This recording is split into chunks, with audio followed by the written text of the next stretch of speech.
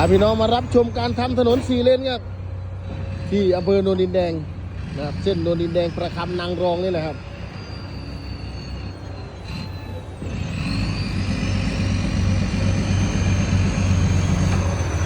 ไปตามคนโบกเลยตามคนโบกไปเลย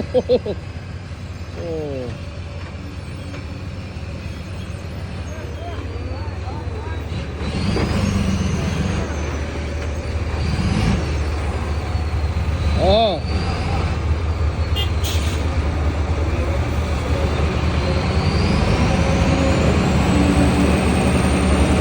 นี่ครับมีเจ้าสถานีรับดินอยู่จุดนี้พี่น้อง